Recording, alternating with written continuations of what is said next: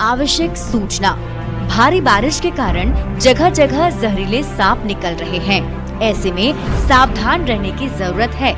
अगर दुर्भाग्यवश किसी को सांप काट ले तो इन जरूरी बातों का ध्यान रखें। सांप के काटने के बाद दौड़ भाग ना करें। इससे खून का दौरा बढ़ने पर जहर तेजी से फैलता है। जहां सांप ने काटा है उस जगह को हिलाएं डुलाएं नहीं। पैर में काटा हो तो लेट जाएं, हाथ में काटा हो तो पट्टी बांधकर हाथ लटका दें। जहर का फैलाव रोकने के लिए निशान की जगह के ऊपर रुमाल या रस्सी बांध दें। ध्यान रखें कि इसे ज्यादा कसकर ना बांधा जाए, इससे गैंग्रीन होने का खतरा रहता है। घटना के तुरंत बाद अपने नजदीकी अस्पताल में पीड़ित को लेकर जाएं और उसका इलाज कराएं। किसी भी सूरत में झाड़ फूक के चक्कर में ना पड़ें। बात करते हैं मौसम की। बिहार में मानसून पूरी तरीके से सक्रिय है। 5 जिलों में भारी बारिश की चेतावनी। मौसम विभाग के अनुसार अररिया, मधुबनी, सुपौल, कटिहार और किशनगंज में भारी बारिश की संभावना है। दक्षिण पूर्व बिहार को छोड़कर आपको बता दें कि पटना, गया समेत अन्य जिलों में अगले 2-3 दिनों तक बारिश की संभावना जताई जा रही है। तो अररिया, मधुबनी, सुपौल में बारिश को लेकर अलर्ट जारी किया गया है। कटिहार और किशनगंज में भी बारिश का अलर्ट। तो मानसून पूरी तरीके से बिहार में सक्रिय हो चुका है और ऐसे में कई क्षेत्रों में भारी बारिश की संभावना मौसम विभाग की तरफ से जताया जा रहा है। आपको बताते चलें 5 जिलों में भारी बारिश की चेतावनी दी गई है। अलर्ट मोड पर रहने के लिए सभी लोगों से कहा है। अररिया, मधुबनी, सुपौल में बारिश को लेकर के अलर्ट जारी किया गया है। कटिहार और किशनगंज में भी अलर्ट किया गया है। तो बारिश होने की वजह से जहां एक तरफ लोगों को गर्मी से राहत मिली है, तो ये बारिश आफत वाली बारिश भी बन गई है। बिहार आपदा प्रबंधन प्राधिकार ने अलर्ट जारी किया है। लोगों से ठनका से बचने की अपील की गई है। सुरक्षित स्थानों पर शरण लें, ये कहा गया है। किस तरीके से आप ठनका से बच सकते हैं, इसको लेकर गाइडलाइन भी जारी किए गए हैं और लोगों से अपील की जा रही है कि मौसम बिगड़ते ही अपने घरों में आप चले जाएं। अगर बिजली कड़कती है और आप बाहर हैं तो उस वक्त आप पेड़ के नीचे खड़े नहीं हो। तालाब पोखर के पास जाने से भी आप जरूर बचें, क्योंकि अभी तालाब और पोखर में जलस्तर काफी ज्यादा बढ़ा हुआ है। ऐसे में संभावना जताई जाती है कि बाढ़ आ सकते हैं। बिजली के खंभों से हमेशा दूरी बनाकर रखें और इंद्रव्रज ऐप से ठनका की ताजा जानकारी लेते रहें।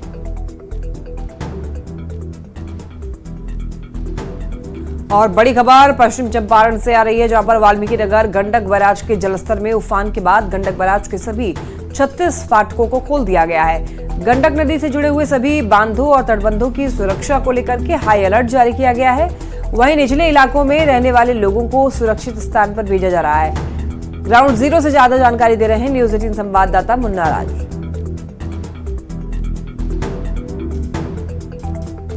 वाल्मीकि नगर गंडक बैराज पर लगातार बढ़ते जलस्तर के बाद गंडक बैराज के सभी 36 फाटकों को खोल दिया गया है और 4 लाख क्यूसेक जलस्तर जैसे ही पार किया है उसके बाद पूरे जिले में हाई अलर्ट है। और विशेष तौर वाल्मीकि नगर गंडक बैराज पर हाई अलर्ट के बाद सभी 36 फाटकों को खोल दिया गया है। तो आपको हम वाल्मीकि नगर गंडक बैराज के डाउन स्ट्रीम की तस्वीरें दिखाने की कोशिश कर रहे हैं। जिस तरह से गंडक बैराज के कुल 36 फाटक हैं और सभी 36 फाटकों को खोल दिया गया है। और नेपाल के नारायणी नदी में जिस तरह से उफान शुरू हुआ है और उफान के बाद जलस्तर में अचानक वृद्धि शुरू हुई है और लगातार यह जलस्तर बढ़ने के साथ ही 4,28,000 क्यूसेक तक पहुंचा।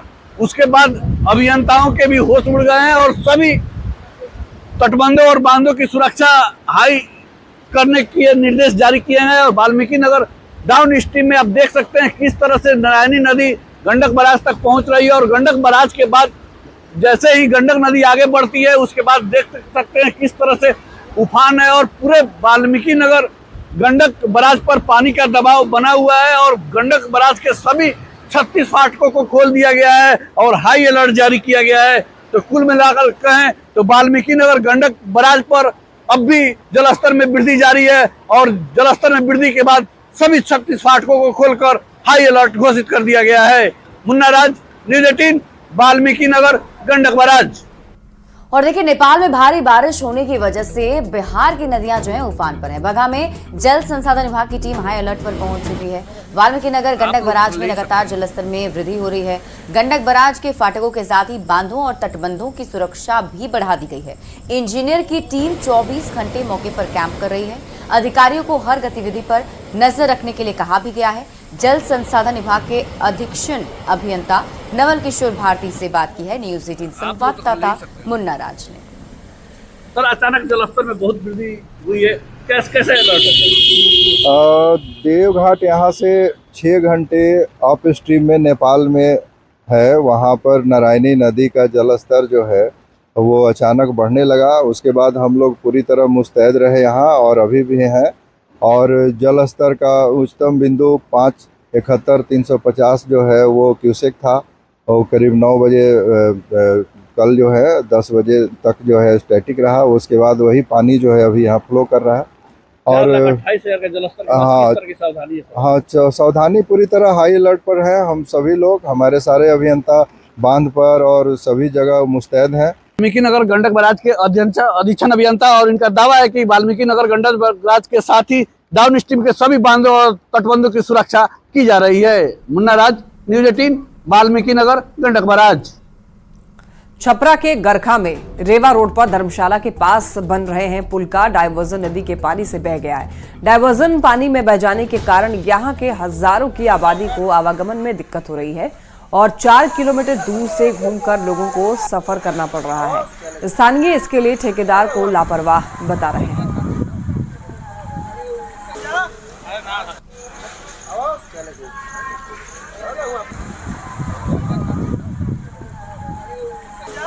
बहुत परेशानी है, ये तो टूट ही चुका है। और हम लोग को 4 किलोमीटर होके आना जाना पड़ रहा है। गरखा मार्केट में भी जाम है, बहुत दिकदारी है। पूरा काम ही इधर है। ब्लॉक, हॉस्पिटल, थाना सब बहुत समस्या है। स्कूल फिस्कूल आने जाने में बहुत दिक्कत है। पुल उस पार मार्केट है, बाजार है, जिसमें सब्जी का इस पार हॉस्पिटल है, ब्लॉक है, थाना है, स्कूल है, कॉलेज है। हम लोगों को पैदल भी आने जाने का रास्ता नहीं है, कट गया है। और ये कहा गया, जो पुल बना रहा था ठेकेदार, तो वो कहा कि नहीं, हम नहीं बनाएंगे। और बनाया तो खाना पूर्ति किया और आज ये टूट गया है। शेखपुरा नगर परिषद क्षेत्र में बारिश के बाद हुए जलजमाव से लोग काफी परेशान हैं। सिर्फ आम जनता ही नहीं बल्कि अधिकारियों को भी जलजमाव के कारण परेशानी हो रही है। अनुमंडल और एसडीपीओ कार्यालय परिसर में पानी भर गया है, जिसके बाद नगर परिषद की व्यवस्था की पोल भी खुल गई। एसडीपीओ के मुताबिक नगर परिषद को पहले सूचना दी जा चुकी है, लेकिन कोई सकारात्मक पहल नहीं हुई और सड़क के ऊपर नाली रहने के कारण पानी का निकास बाधित है। लेकिन नगर परिषद के कार्यपालक पदाधिकारी ने एसडीपीओ की बात को निराधार बताया और शहर में जलजमाव की स्थिति से ही इनकार कर दिया है। नीचे मैंने क्या यहाँ नीचे वहाँ ऊपर मैंने नाला पानी इसका निकलता नहीं। अगले साल भी नगर परिषद को बोला गया था तो कुछ बनाए थे, लेकिन फिर भी इस बार भी इसी तरह है। आना जाना मुश्किल है, जब आ जाते हैं तो निकलना मुश्किल है, बाहर चले जाते हैं तो आना मुश्किल है। लार्जली जो है शेखपुरा में पानी नहीं जमता है। कहीं कहीं पे कुछ एरिया, कुछ पॉकेट्स हैं जहाँ पे जमते हैं, क्योंकि वो पुराने गली हैं बनाए हुए, नाली पुराने हैं, शहर जो घर है बहुत ऊंचा हो गया है। इस कारण से थोड़ा सा बहाव का प्रॉब्लम है। हम लोग के पास पंप वगैरह है, अगर ऐसा कुछ समस्या आता है हम लोग के प्रकाश में तो हम लोग इंस्टेंटली जो है उसको वहाँ से पानी की निकासी की व्यवस्था करवा देंगे। उत्तराखंड में बारिश आफत का सबब बन गई है। भारी बारिश से नदी नाले उफान पर आ गए हैं, जिसके बाद अब 8 जुलाई तक चारधाम यात्रा रोकी गई है। गढ़वाल मंडल में भारी बारिश की चेतावनी के बाद फैसला लिया गया है और यात्रियों को अपनी जगह पर रहने की अपील की गई। गढ़वाल कमिश्नर ने अपील जारी की है। गढ़वाल के 3 जिलों चमोली, रुद्रप्रयाग, पौड़ी के लिए रेड अलर्ट जारी किया गया है। इसके साथ ही कुमाऊं रीजन में भी रेड अलर्ट जारी किया गया है। मॉनसून की दस्तक के साथ ही बिहार में कई नदियों का जलस्तर बढ़ने लगा है। बगहा में नाव हादसा हुआ है तो दरभंगा में चचरी पुल पानी में बह गया। वहीं आरा में बारिश ने प्रशासन के तैयारी की पोल खोल दी।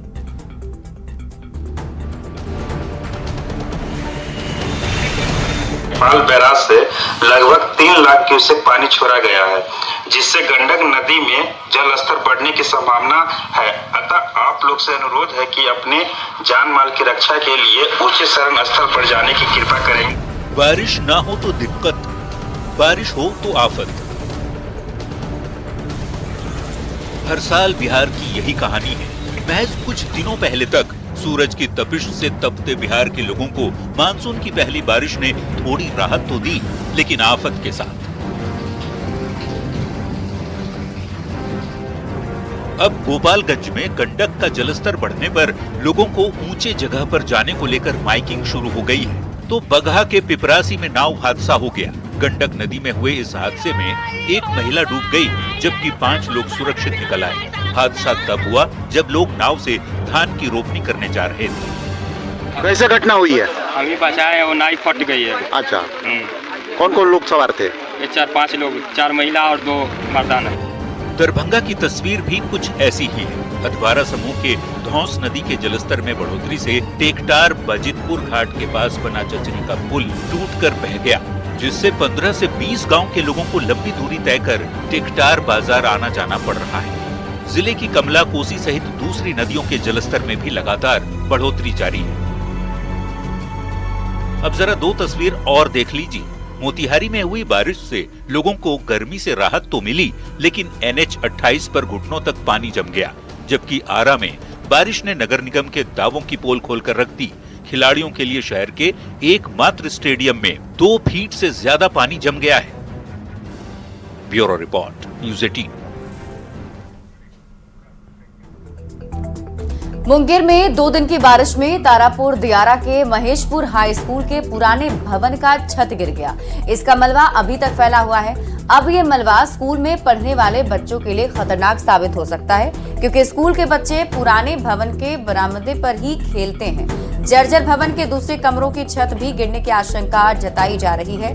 गनीमत रही कि जिस वक्त एक कमरे की छत गिरी, उस वक्त छुट्टी होने की वजह से स्कूल में कोई भी छात्र मौजूद नहीं थे।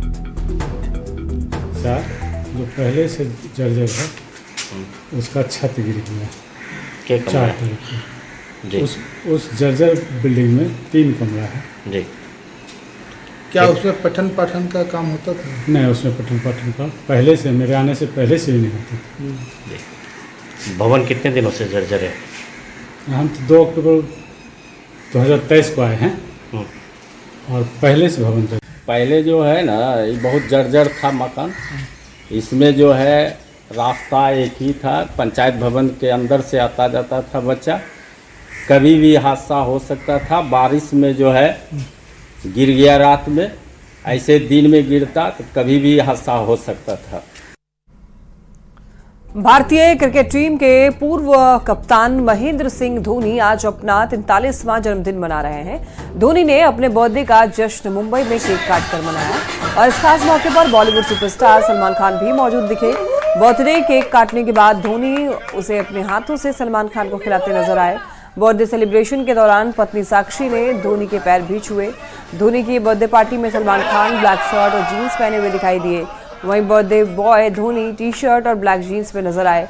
मुंबई में मने बर्थडे में गौर करने वाली बात यह है कि धोनी ने 1 नहीं 3 केक काटे, जिसमें एक केक पर नंबर 7 भी लिखा हुआ है।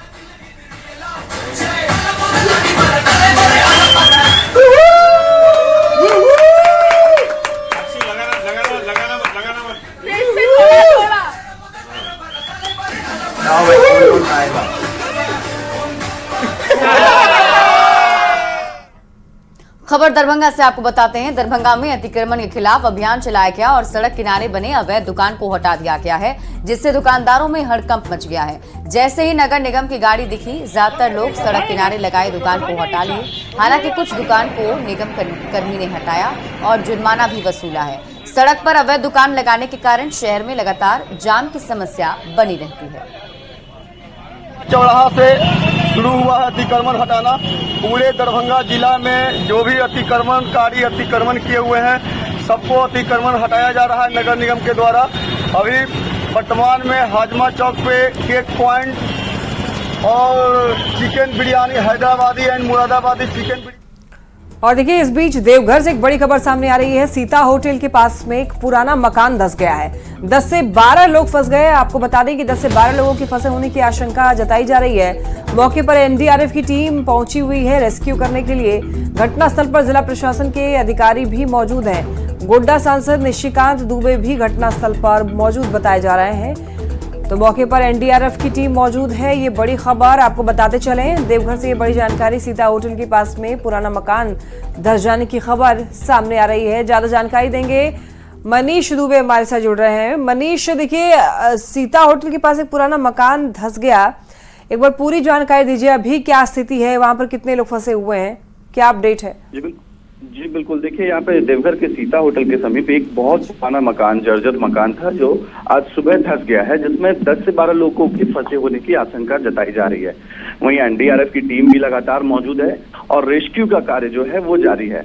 साथ ही साथ आपको ये भी बता दूं कि गोड्डा लोकसभा से जो सांसद निशिकांत दुबे जी हैं वो भी यहाँ पर पहुंचे हुए हैं। उन्होंने बताया कि बहुत पहले श्रावणी मेला में एक बड़ी घटना घटने के बाद से एक टुकड़ी एनडीआरएफ की टीम जो है यहाँ पर हमेशा के लिए तैनात की गई थी। वही वजह है कि आज सुबह ये ऑपरेशन जो है, रेस्क्यू ऑपरेशन तुरंत से शुरू किया गया है और लगातार जो जिला प्रशासन के अधिकारी हैं वो भी मौजूद हैं और सब स्थानीय लोगों की भी मदद से जो मलबे हैं वो हटाए जा रहे हैं ताकि जो लोग उसमें फंसे हुए हैं उन्हें सुरक्षित निकालने की मनीष, 10 से 12 लोगों के फंसे होने की बात कही जा रही है, क्या सबको अभी निकाल लिया गया है?